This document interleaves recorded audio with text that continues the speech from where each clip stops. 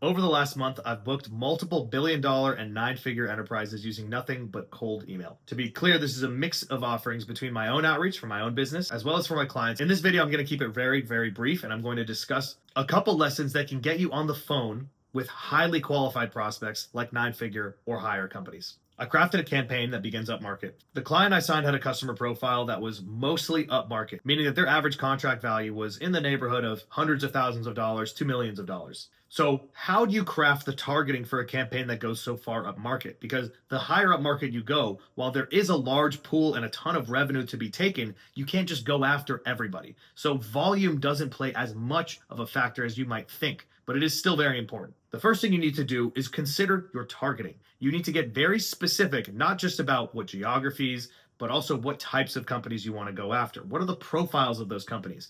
And find a couple companies that fit the exact profile that you're going after. Because what you can do is now use tools like lookalike softwares that can get you those profiles of more companies that fit that mandate. In our case, we were looking at companies in North America and Europe that had a certain revenue band that we would only talk to if they were above about $500 million in spend. For us, we were targeting companies that were in the US, Canada, Australia, and the European Union. They had to be over $500 million in revenue. And then we got very specific about what types of titles we wanted to go after, specific to the type of solutions that they provide. If your solution is relevant to operations leaders, sales leaders, and chief financial officers, then you are going to say something different to a chief financial officer. You might discuss things like profit maximization or cost savings. On the other side, if you're going to a senior operations leader, then you might discuss things like efficiency or throughput. If you're going to a salesperson, then you want to talk about how you were able to generate revenue for them. See, it's not always going to be your job to go and try to think of all of these different angles and crawl their website. They should be able to tell you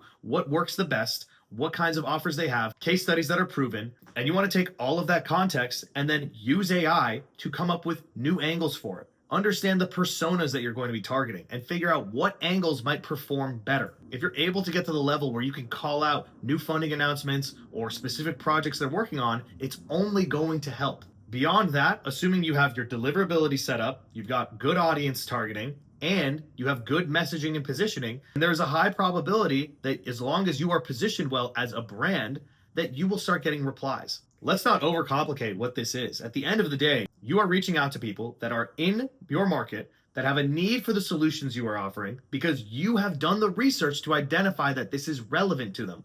It might not be the right time. I'm not saying that everybody's going to respond, but for the people where it is the right time, they will respond, assuming you've done your job. And in our case, we did. We had several angles that were mostly focused on efficiency and cost optimization. And we were able to bring in a number of large billion-dollar and nine-figure clients. Another angle, and I'll just give you some free sauce here, that you can use is also identifying the types of customers they want to go after. Now, this only works if you have a really good grasp of the type of persona that they're trying to target. If you can get in front of them and say, hey, I have this type of persona that I can connect you with, that's also a winning message, and that performs for us a lot. Also, it should be stated with larger enterprises, you really have to find the 2 or 3 decision makers about your specific solution and get in front of them. That's not to say that there aren't champions that you can go after that can get you to them, but just be very clear about your strategy when you're going into these markets. Whether it was automotive, logistics, or finance, we had different angles because we had different case studies that could speak to success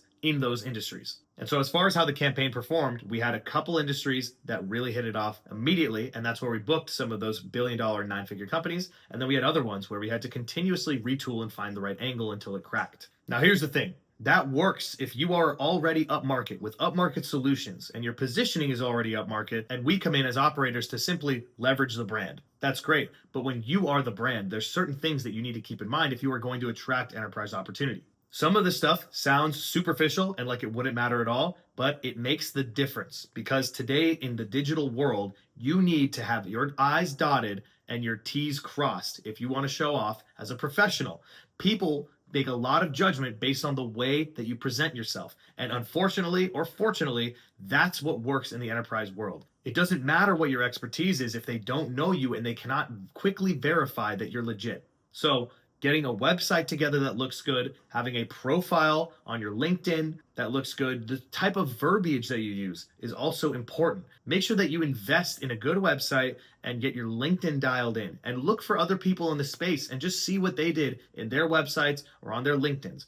If they are getting the types of opportunities that you want to have, whether they are your opportunity target or they are getting the types of opportunities that you want, then you need to make sure you are matching that. Positioning is incredibly important at the enterprise level because the fact of the matter is, when you get to the enterprise level, they have very nuanced specialization and solutions. The reason that they're able to charge such high prices is because they solve such a niche problem for these large enterprises that end up being really impactful at scale. If you're doing data annotation for a major enterprise and that amounts to millions of records a month, that is very important to the enterprise. Whether it's just a simple task for you at the individual level, it still makes a large impact. So positioning yourself well is really a filter for enterprises because it tells them that you are able to understand nuance and that you are able to understand nuance well enough that you are going to understand their nuance. If they have a unique solution, they don't want someone to come in and tell them that they're going to do what everybody else in the market is telling them. They have a specific approach. You need to mold to that approach. So you need to position yourself as someone or a company that is experienced with being able to take these nuances and be able to get them the results that they want. Now, if you're looking to get in front of more enterprises, or you're an enterprise and you have an enterprise solution you're looking to take to market, then book a call with me below. My link is in the description. We'll go ahead and have a discovery to see if it's a good fit.